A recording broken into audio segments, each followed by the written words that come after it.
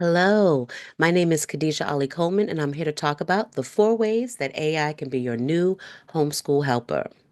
So, in full disclosure, I graduated my daughter from homeschool in 2021. So, this was before ChatGPT and the current abundance of AI tools that existed or at least were readily available to the public. But I will tell you that I actively became attuned to the role that AI plays in every day while working as a nonprofit executive and having my administrative assistant quit on me. I came upon an app called Calendly, and it changed my life, at least my work life. So from there, I met a member of my Black Family Homeschool Educators and Scholars parent group, a man by the name of Carlos Birdsong, who is a homeschooling dad who is also a technology expert. And he actually presented a workshop at our last teach-in that is being offered here in our portal for you to watch on using AI. Engaging with him led me to trying out ChatGPT, and since then, I've been giving advice to busy women on how to include it in your everyday practice. Not necessarily just homeschooling moms, but women who may have busy professional lives, be mothers, and just balancing a lot.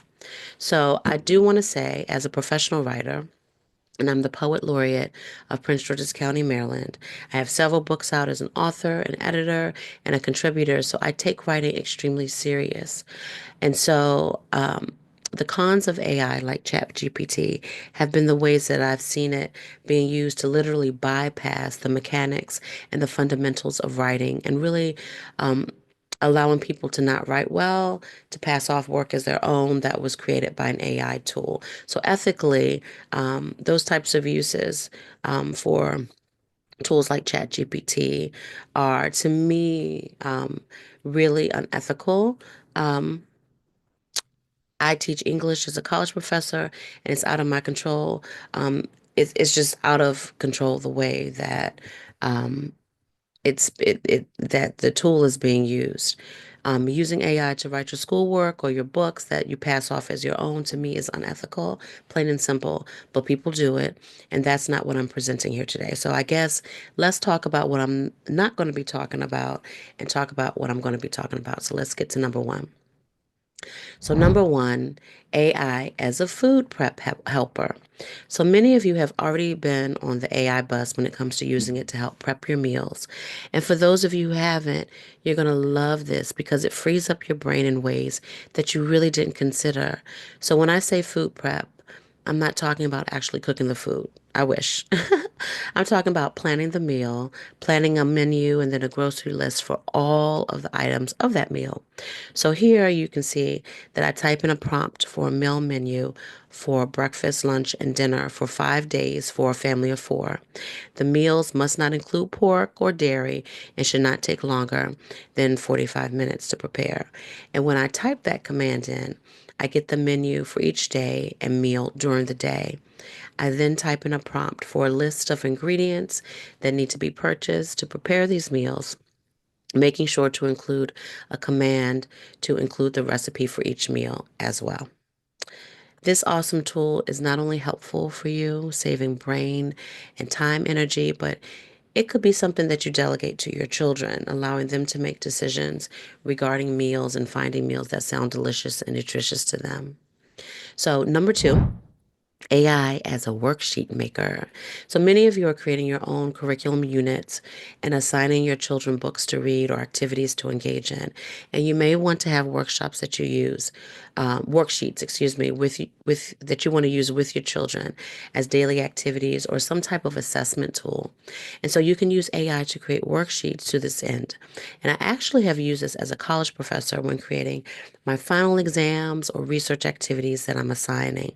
I will write a prompt that gives backstory on what I've been working on with my students and some of the main themes or takeaways in the work we have been doing over the last few weeks or months. I will then ask AI to create a worksheet with true or false, multiple choice, and fill in the blank questions based on this information that I fed it. And voila, it's created a worksheet based on the information that I've told it that I've been going over with my students. It saves me a ton of time. I do need to check it for incorrect info or redundant information. And in those instances, I edit it myself by replacing any inaccurate or redundant info. Number three, AI as a study guide maker. So moving away from ChatGPT, I will then recommend to you the new Google tool, Notebook LM.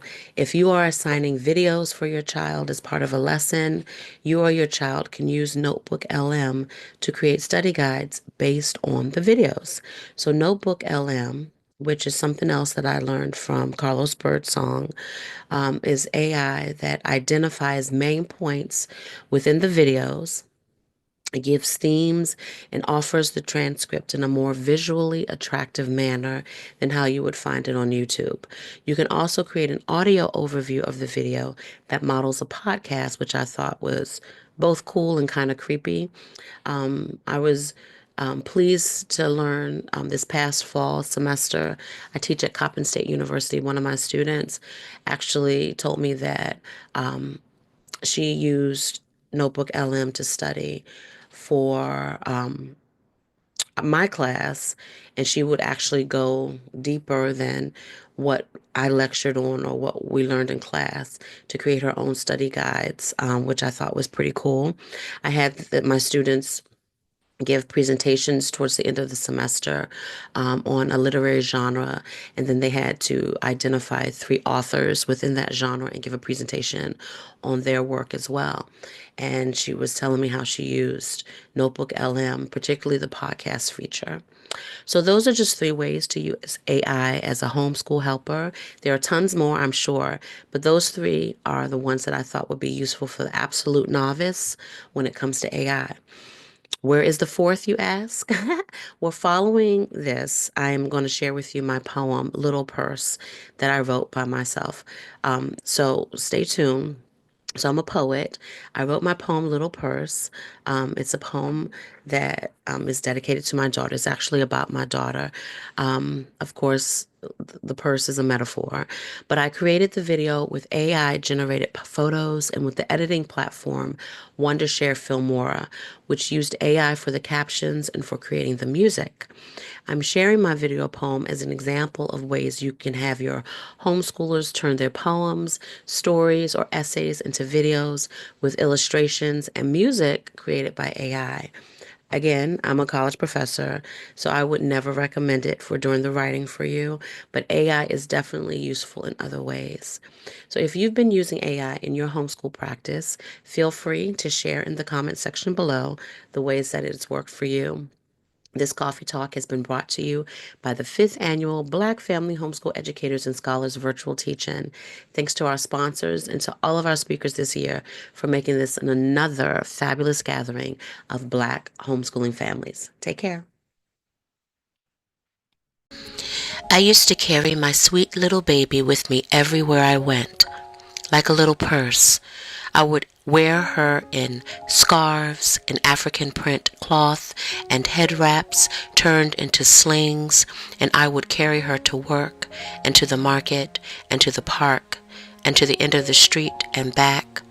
Then she held my everything in her little being, like ambitions and reveries and better than now. I just wanted her to have eternity, and so when she began traipsing on her little brown toes, I'd fill her head of crinkly curls with unicorn thoughts and amethyst intentions, holding her small hand, ambling here and there as we haunted theaters and museums and concerts and faraway golden places. As she sprouted and blossomed, getting taller and brighter than the sun, and writing her own musings into well-worn journals she now carries in her own little purse.